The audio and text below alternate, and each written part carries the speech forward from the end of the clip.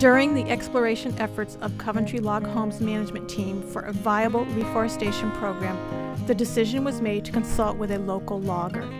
Robin Roystan of Bath, New Hampshire came to mind immediately. He is a local logger with his own business and no stranger to Coventry. Roystan and his wife Lisa own a Coventry Braxton model home, and they also invested in building a Coventry spec home, a Riverside model they chose to customize. Coventry Representative Robin Edwards met with Roystan and his constant companion Rocket, an intelligent black lab, to scout out potential photo-worthy locations. When Edwards reported back to Coventry all she had learned on the excursion, it was decided that Roystan's eco-friendly logging practices should be applauded. When wrapping up a logging operation, he routinely spreads lime over the landing area. This process neutralizes the acid in the soil to inhibit pricker brush growth. He then uses a mix of clover and timothy to seed the landings as well as a viewable distance of the skid roads. This extra effort not only looks good to the customer and passerby, but is also extremely beneficial to the wildlife habitat and ecosystems. Coventry Log Homes is pleased to award Robin Roystan with a $200 gift certificate for his favorite brand of seed mix to encourage his conservation efforts. Coventry's Vice President, Mark Elliott, interviewed Robin Roystan concerning his eco-friendly logging practices. We're here with Robin Roystan on one of his log landings, and we're just going to get some information from him. Robin, how'd you get into logging and things? What's the background on that? Oh, actually, I went to school to design computers, but my father, he'd lost all his help, and he had some big jobs in fire skidders, so I came home and started helping him. And then I was like, oh, I kind of like this job, so I didn't really want to live in the city, and that's what I would have had to do to do computers. So I just kept going along with my father, and we just kept going along, and as we got going along, I couldn't stand to go around and see different places that all the wood was left on the landing and just everything piled up, because I'm kind of just like to be really neat. And so we started cleaning up the landing, and first off we'd bring the wood to like older guys that needed it for firewood and stuff. It helped us pick up the landing, and it helped them because they got some extra firewood. And then as we went along, I see the landings that just stayed bare forever. And even though they were nice and clean and neat, I said, you know, we got to do something different. It would give it a better visual right off. And I found out that clover grows really good in clay, and that around here is a lot of clay. So I decided to start planting all my landings with clover, and then that will help the deer and the turkeys and the grouse, because grouse, surprisingly, they eat a lot of clover too. And so we started planting every landing. Of course, as it goes along, and then you keep expanding because you like the looks of everything. So the next thing you know, you're going out all your skid roads, and of course you're supposed to do any crossings that you do in a brook or anything. You're supposed to seed that down anyways, just by law. So pretty soon you got all your landings, and then you have all your skid rows of clover, and it's just something that you just kind of it shows instant rewards. So you just keep doing it, and then you get so you're really enjoying it. It's not a chore, right? Because sometimes I'll drive by this landing after I did it. I drive by here about every 2 days to see how much it had grown.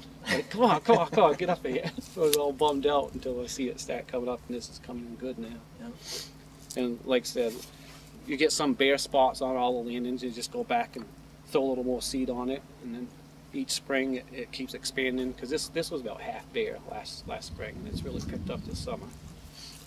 Well, this definitely is not your typical log landing that I've ever been on to, because it's a lot more, clean. It's taken care of it. So good logging practices are definitely there are guys out there doing them and things. So that's that's neat. We have to police ourselves. So you can't just you get a bad name if everybody works together. The whole industry is better off. Yeah. But you have that same little thing, a few bad apples spoil the whole crap. Yeah.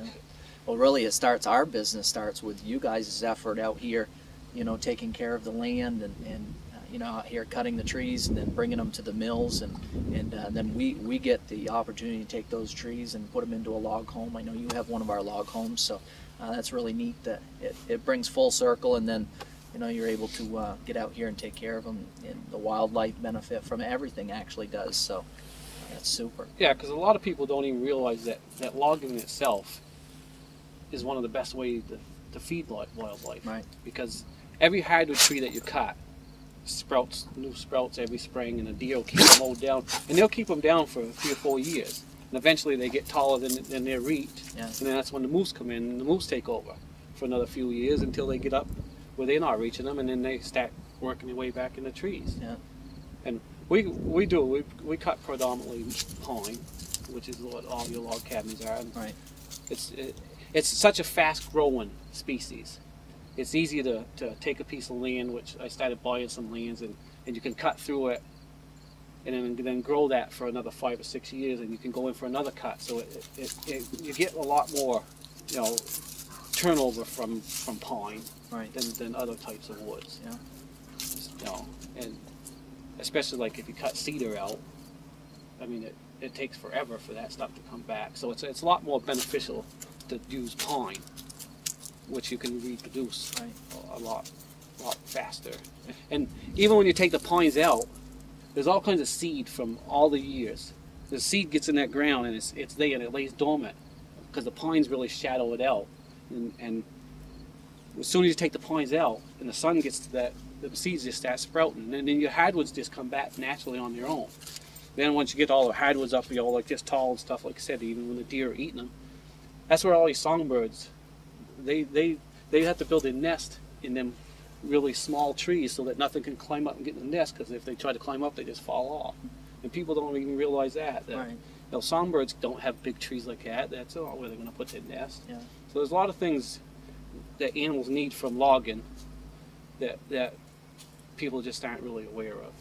I noticed on one of the landings that I was on earlier today that when you go in too, there was a lot of apple trees that a lot of times when you're walking through the woods, they're not producing, and then when you guys go in and Yeah. open them up and things like that, that sun can get in there, and Yeah. those trees will come back and start producing apples. And Yeah, and if you trim off a few of them dead ones, Yeah. let them have new live shoots.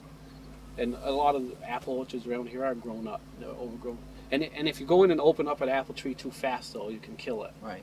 So that's the other thing. Like, it's nice with pine. You go in, cut a few off this side of the bunch of trees this year, come back in a few years, get some off that side, keep letting the light in slowly, let them trees adjust. Really long-term management of the forest. Yeah. And things. So that's good. That's good. So, well, we'll let you get seeding and things, but we do appreciate all that you guys do out here. I know it's hard work, and a lot of people don't realize what goes into managing the forest, and so that's great. So appreciate it. Thank you.